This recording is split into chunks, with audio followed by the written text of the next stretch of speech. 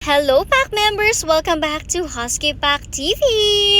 For today's video, naisipan nga ni Mother na pagtripan na naman etong mga bata dito. Kaya naman ito, kita nyo, sinuutan nga niya ng dress ang ating baby Shakira, pero in fairness, bagay naman sa kanya at ang cute-cute rin talaga niya sa dress na yan. Bale, dito nga siya pa lang yung nasa labas at todo pangulit nga siya at feel ko naman ni wala siyang pake na nakadress siya, basta ang gusto kailangan niya is yung mangulit-ngulit siya ng ganyan. Maya-maya pa, pinalabas na rin nga ni Mother etong si Mazda na Diyos ko, naka-pink din na dress. Sabi ko nga, akala mo may mga lakad na mahalaga ang mga to, talagang mga nakadress pa, maglalaro lang naman dito.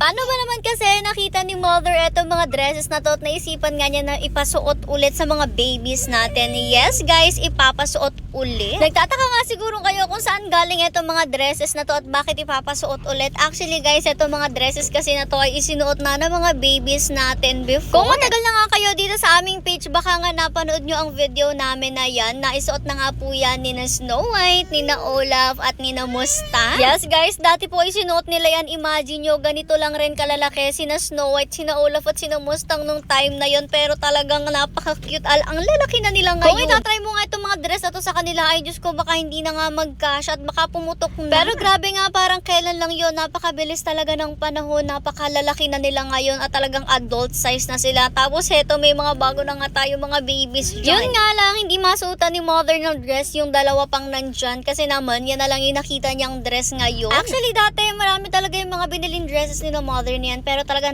pag na sila kakasuot nga ng ating pack members, isa kukulit ba naman mga ngayon, nakala mo mga ipo-ipo. Kahit nga itong si Mazda at si Shakira ay tingnan nyo naman talagang todo kulitan, ine-expect nga ni Mother hindi sila magbabardagulan ng sobra. Si Mazda kasi kapag nasa labas siya, nagtatatakbo lang yan at hindi naman nakikialam sa ibang mga nasa labas, kahit nga yung mga gamit sa labas. Tapos si Shakira naman, alam nyo, very kalmado lang yan. Pero ngayon nga, tingnan nyo, si Shakira pa talaga yung nag-uumpisa ng pangungulit at talagang itong si Mazda ay wala nga lang ibang ginawa kundi tumakbo lang ng tumakbo. Medyo napipikon nga lang siya kapag kinukulit-kulit siya ni Shakira, pero hindi siya talaga nagsa-start ng kalokohan. Maya-maya pa, nakipaglaro na rin nga sila dyan sa kanilang kuya Edmar at yung mga cages rin nga pala na walang laman, talagang pinagtititingnan pa nila. After noon, pinabalik na rin nga agad sila dito sa mga cages nila kasi anytime pwede na pumasok ang ating mga females. Kasi sa paglilibot nga ni Mother, eto yung nakita niya. Pagtingin niya dito kay Kelvin ay biglang may nakatumpok na kulay green at yellow. Diyos ko, pasintabi na po sa mga kumakain ha. Naloka nga si Mother dito kasi tingnan nyo naman kung ano itsura ng suka ni Kelvin. Yes guys, suka po yan at Diyos ko, buo-buong tangkay ng malunggay. Feel ko nga pagkalagay niya ng malunggay sa bibig niya, diretso lunok na talaga. Tingnan nyo naman, buong-buo pa talaga yan. Sino ba namang hindi mapapasuka dyan? Mukhang tinanggap nga ng bibig ni Kelvin ang malunggay na buo-buong yan, pero yung tiyan niya, Diyos ko, ayaw talagang tanggapin.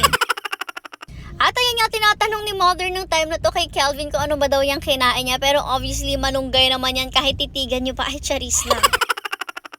Alam niyo naman kasi ang pack members natin, kapag andun nga sila sa off-leash area nila, may times na binibigyan natin sila ng malunggay. Sabi ko nga, very healthy yan sa kanila, yun na rin nagsisilbing treat nila. At syempre, madaming benefits ang malunggay para sa ating mga fur babies. Pero never din kasi talaga nangyari sa atin na ganitong may nagsuka ng malunggay na buo-buo at never nangyari sa atin na makita natin na talagang hindi nang hinunguya yung ganyang malunggay.